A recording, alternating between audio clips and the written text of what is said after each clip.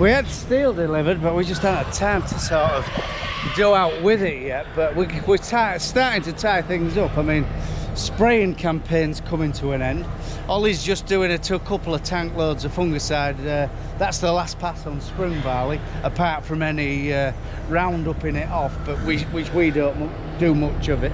But there's a 4-bay, we've drilled holes, a 4-bay lean-to going on this side, and then there's going to be some special brackets and a lean-to going on that side.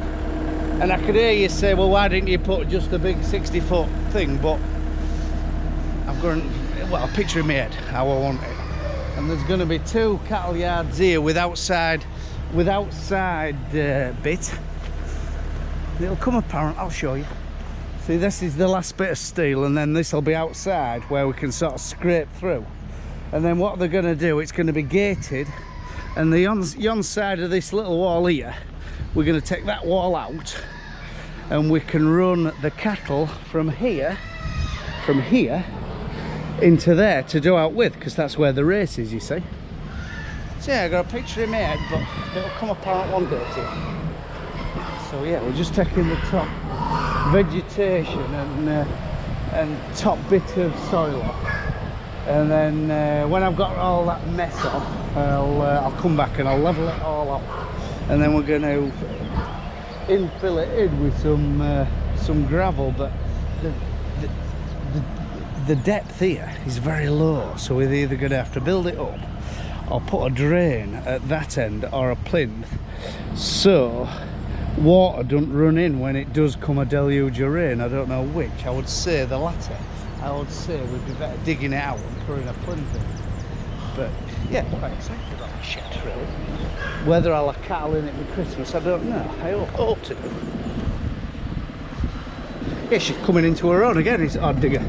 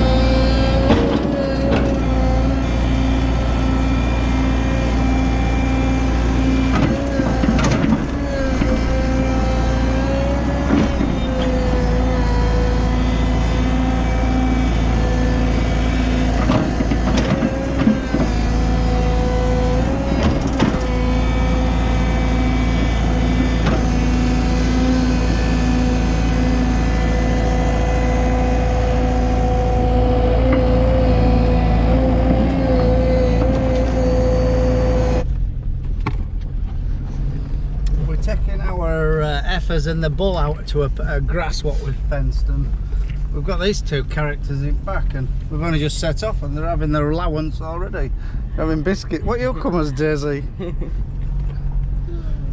So yeah, we're having to go across fields. We have to go through a field of barley because our trailer won't go across our little wooden dodgy bridge.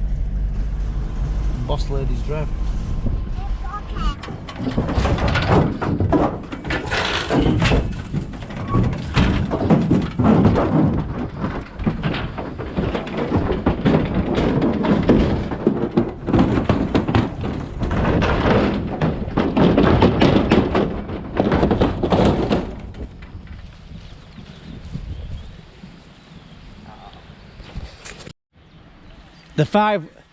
The five what we've just brought though, they're all our own.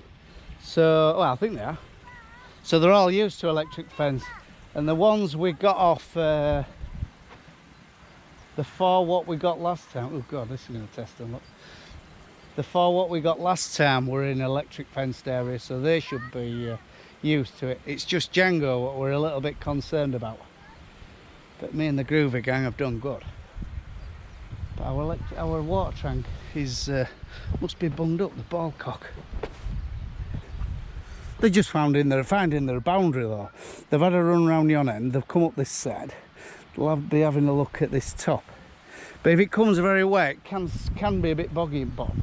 And all we'll do, we'll fence them to top of this field, which is very blow-away sand. Look, it can winter them all year round. Yeah, they look better there than they do inside, don't they? In fact, they look a lot bigger than they did inside. They look grand. I'm really pleased with them. Yeah, well, ball cock's bundled. But the beauty of having a stop top.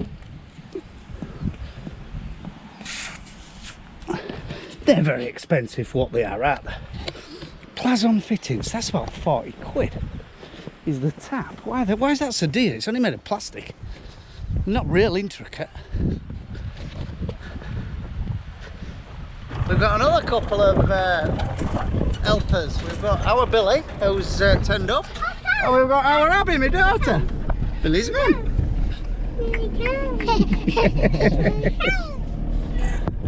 Do you like your granddad? Not really. Stinks. This might be entertaining, watching Nicola back trail. Go back a bit, eh? She's shaping quite good. Go on! Keep going, keep going, keep going. That'll do, yeah.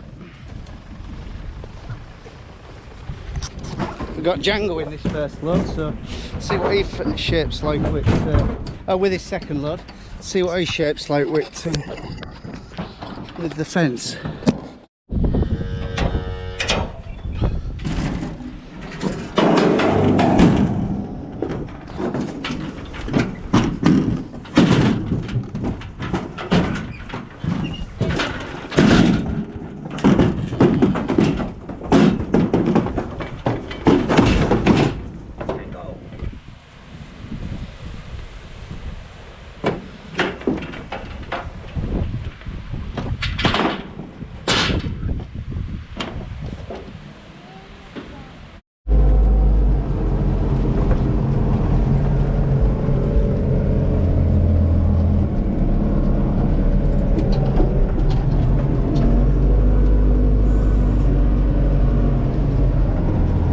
It's Friday the 13th of June, so count today if you're superstitious.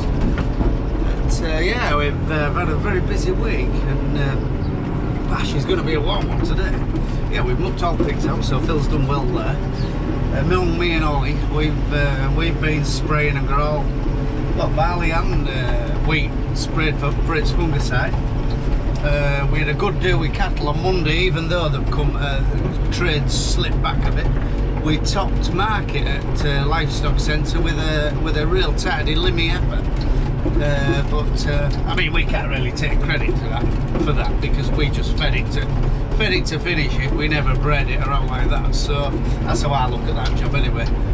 Stuff's altering fast.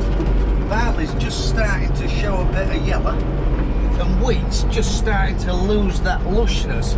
But I think all that nitrogen we put on and sort of sat there dormant for a while before we got some showers, I think it's got on a bit, because wheat looks pretty good in most places anyway. There is some patches what I don't know, it's well, flood damage and a bit of slug damage, but all in all we've got a good look on. That Westerwold grass is really shifted. We're going to have more of that next year. You know, it really is, it's going to be hell of a second cut. But I'm just off taking this. We don't waste nothing. By Christ, I can't see nothing. I'm just taking this feeder out of the Herefords, what we put out, and Django, down to other Herefords to give them, so they'll eat it out, because where they've gone, I mean, there's all that lush grass, so they are going to be very keen on some silage over lush grass, and it'll waste, but they're interlocked for him to eat in the home, what we call home grasses, where the cows and God, I'm waffling shite, aren't I? Where the cows and warning is. So we'll dump this in and elite it out, and then we'll clean it all out, oil all bottom wood, and put it away because we don't need it. This is the first one Ollie built, and it's still as good as when he built it. We've got 5 now, and this is 3-year-old because I just got sick of them ring feeders. They just made a junk. Well, they made a nothing, have they? You know, if it gets buried in muck and you want to lift it out, you just pull up to bits. So spring barley, I'm quite pleased with spring barley because it struggled at first, but the rains come all at once, and you can see every drain. Look, there's a drain. Every 20 metres there's another drain. So if you wanted to mark your drains, where your drains are, it's the year to do it, because obviously there's been slightly more moisture there over the drain, and the barley's done a little bit better.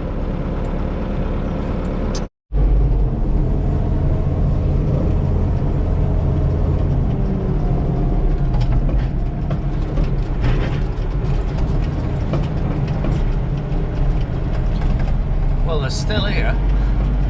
They've escaped. What our worry is, there's a lot of deer around here, and if a deer gets wound up in the fence and pulls it down, and then they escape. But we're going to bring some tumbrels, some troughs, and get them used to sort of knowing what a bag of food is when, you know, give them a treat sort of thing. They look grand, don't they?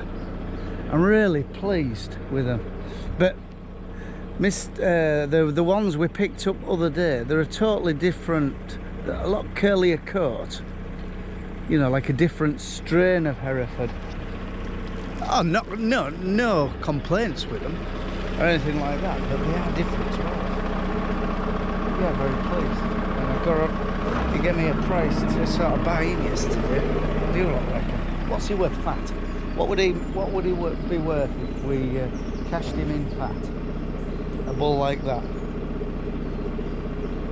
He's lost a bit of ground, to be honest, since being here, but just like, it'd be interesting to see his cows, because he might be able to kill you soon. It'd be interesting to see his calves, wouldn't it? It's a lovely temperament, it really is. I hate electric. Hi, Django lad. Lovely little lad, are you? But yeah, I want to get used to sort of coming in among them and all, so they get used to me. And we brought them all licks last night. They've got a garlic lick to try and get garlic in their blood to so flies keep off them.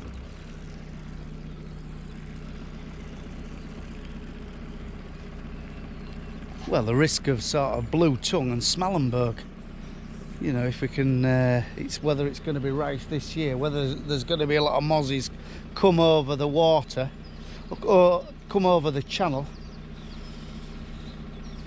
Maybe come in them immigrant boats. Everybody looks forward to a windy day nowadays. Well, maybe shouldn't say that, but you know what I mean. Stops them, doesn't it? Anyway. We never bolus these. We should have done really, but we didn't quite have enough to do them all, and it meant getting another couple of extra boxes. What I mean by boluses is like it's like a slow release thingy-jiggy, what you put down their stomach into their down their throat into their first stomach, and it just slow releases, and it lasts 6 or 7 months. But we just didn't have enough. It's like a little bullet thing, and it lies heavy in their gut. You know, it goes into the bottom of the gut, and it's real slow release, so it can never, once it's in there, it can never lift up into the next stomach sort of thing. Yeah, I'm very pleased. They look a hell of a lot bigger out there. So yeah, garlic licks for to try and sort of get garlic in their blood, so the stink of garlic, so flies keep off them. You know, for Smallenberg and blue tongue, because mosquitoes come across the channel and then bite our cattle, and we end up with Smallenberg and Blue Tongue. Yeah, very pleased. I am. I'm very, very pleased with this second one.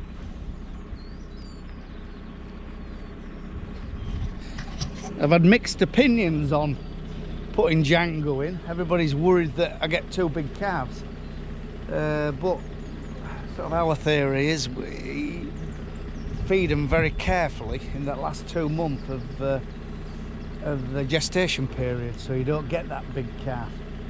But I know what they're saying, and you know, it's a bit of an experiment. But he is on. I talked to the lad who owns him yesterday, and I can buy him, and I might buy him because I think for what he's talking, what's he worth then as a stock bull? You know, you tell me. He's only come out of a fat yard. He wasn't bred for this purpose, but we picked a good one out of a fat yard, and it'd just be a shame to kill him if his calves are absolutely mega. You know what I mean? That's how cows should be, shouldn't they? But the plan is they'll stay here till well, mid-January, February, before we bring them into yard. To yard they come out of, or another yard, wherever we're carving them. And the plan is in the future is, I don't know, build a bit of shelter in here, so these fir trees sort of they can get in among them on them real bleak, windy, horrible nights. And also we can sort of corral them up when we want to do out with them. We can have a little bit of a corral here and all, so we can feed them and get used to feeding in the corral, and then we can load them up and do out with them, like. Yeah, best wham already. It's gonna be a yatten. You probably won't know what that means. Yat means hot in Yorkshire. Shower. Yeah, you need a shower.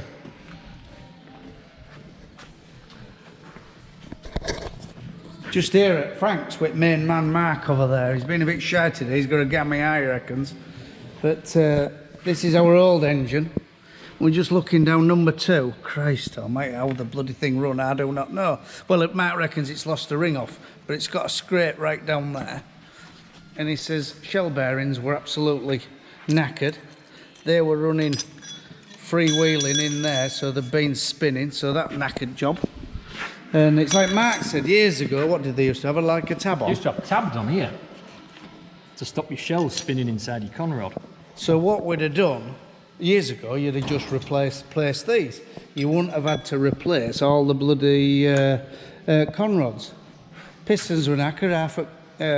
Number 2 had lost a ring off, which had caused that, you see. So yeah, and that's the new one.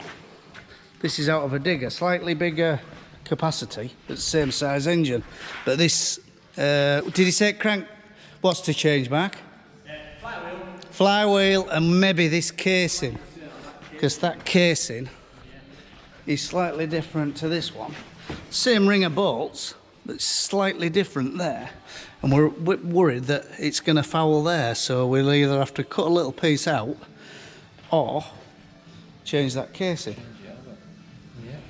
So hopefully by next week she'll be back together. That's it. Fingers crossed, eh, Mark? Yeah.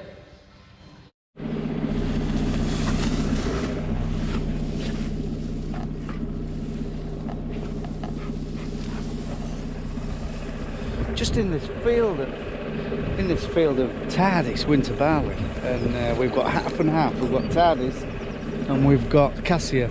We're still a fan of Cassia on heavier soils, but this is quite light soils. Christ, it's lovely barley. Look at the boldness of the grains. I know you can't tell yet because they've got to whizzing up before harvest, but it's one of them crops. Look at it, you could barely walk on it. It's like, if this don't produce a good yield, I'll eat my hat. I really will. And it's like it all over the field, but in a big area. But we've got another field of Tardis over there. That's as good. And it's actually, we run out of Tardis seed, and we went round the outside with Cassia. So it'll be interesting to see which is the best barley. But yeah, That is fantastic, it really is.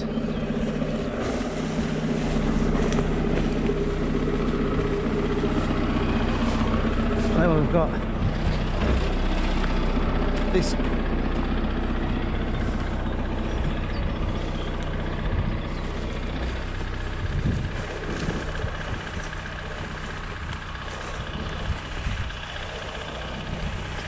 we've got this cranium wheat next door, and it's had everything we're going to give it. It's had its last fungicide, and I don't think there's going to be record yields a week, but like 3 weeks ago it was like desperate measures. But now I think we've had about 40 mil of rain totting up all the showers and one thing and another, and it's saved it really. It's fed it all its nitrogen what was there in sort of there to be used. And yeah, the lovely big grey heads though is this cranium. It's suited a dry time. Someone had mentioned in comments that cranium likes its dry feet, a dry root rather than a sloppy seed bed. So yeah, maybe keep that one on the list. There's 50 acre of wheat in one lump here. Nice, I'm looking forward to it. Let's hope it's a real good hot day so we don't have to dry it. We just pile it in different shit. We don't sort of, if we're busy, we try to put it different places so we don't, because if you get a day where it's 30 degrees and you come back, it takes some cooling down, because we ain't got a blown floor, we ain't got a lot of pedestals, but what we do, we put it in different sheds and then shove that blower in to cool it down. Looks a good flatter wheat, that. We've just got, don't ask, I'm washing pig feeders out and I'm absolutely coated from top to bottom. Look, we're just having half an hour at this sprayer. He picked it up, did Phil, and we've run out with it since. Anyway, lads rung up and I just want to make sure it's something like before he comes. It's a lot of spray. Yeah, I know, but it's not attached at the top, is it? Just needs like a day. Well, not. Oh, it does work. It's got attached. That squeaking's the compressor. So stairs work. Try your up and down then. We couldn't find the up, but it's on the joystick.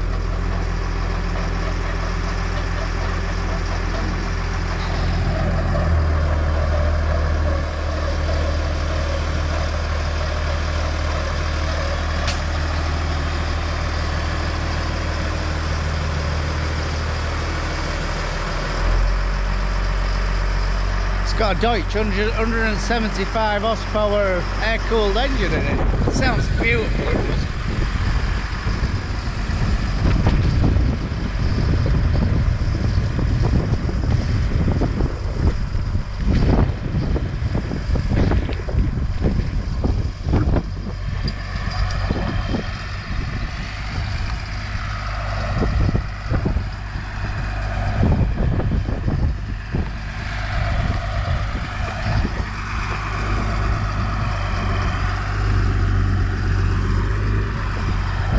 Got boom surge, so if you're spraying new chemical you can fill your booms, which I would like on ours, but I'm not retrofitting that. What do you think?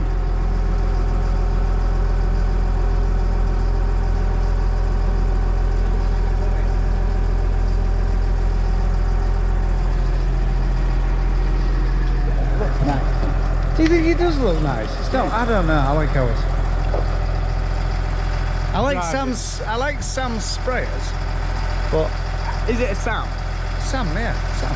Yeah, I know, but the sprayer, I mean. Yeah. Tell you what, it's too cheap. It's got a centrifugal power pump as well for filling, so you don't have to use your. Or am I saying that wrong? It's got a centrifugal pump to fill it, rather than a diaphragm pump rather than pumping through your diaphragm. Did it got a little pressure washer? What? Someone needs to do it. Oh, it's got, Wash it off straight away. is that a little pressure washer? It's got a little pressure washer gun at the side so you can wash it off.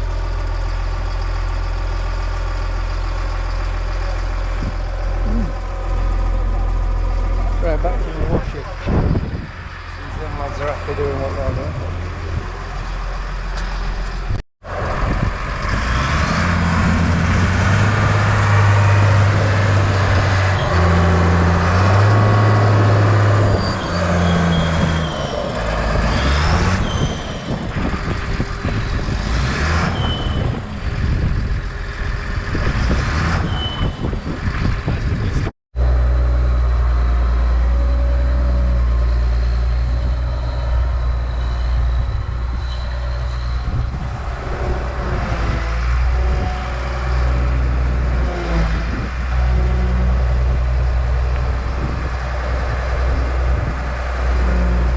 Are you leaving it there washing it?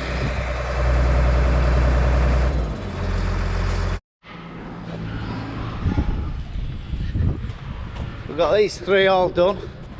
Feeders back in. Bit of sawdust. Ollie picked a couple of load of sawdust up.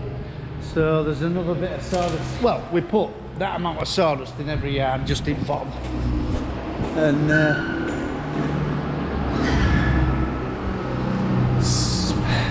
I know there's pigs over there, but the scent of pigs have gone on this side. We've got two loaded going on Sunday to clear us out. Yeah, back to my troughs.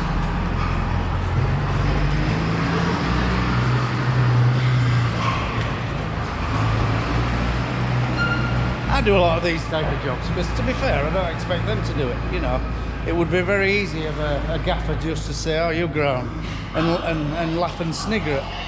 But no, I don't expect. They're always doing other stuff. So yeah, if you aren't willing to do the shitty jobs, you're in the, my opinion, you aren't willing to employ staff. Morning, it's the 14th of June. And I fully expected getting up to a very wet yard. It was forecast a lot of showers. So Phil had a finished day off yesterday, washing all that off and sort of cleaning cab out and buggering about one thing or another. And Christ, I've undervalued that spray, but anyway, I bought it right. And it can go right, but it wasn't presented at the sale very good. It was just covered in its grime, and it's got a genuine story to it as well. So, but anyway, it is what it is. It can go at that. Very good forecast for next week. So I think I'm going to send Phil to cut another couple of grasses. Ollie's coming in to turn the hay because I think the weather's a lot settled, and next week's a brilliant forecast. I've got a mix to do for cattle and a few other buggering about jobs with stock. And then my wife's taking me out for the day. We're off to the theatre, believe it or not. And yeah, we're off to watch a show in York at the Opera House. So, and then have a bit of tea after. Right, from a Rufford farmer and his dog and a Rufford farm in East Yorkshire. Bye for now. And if you like this channel, give us a like and a subscribe. And then you'll get notifications of anything we do in future. And it doesn't cost you nothing to subscribe. Nice fun. Should be keeping it with us.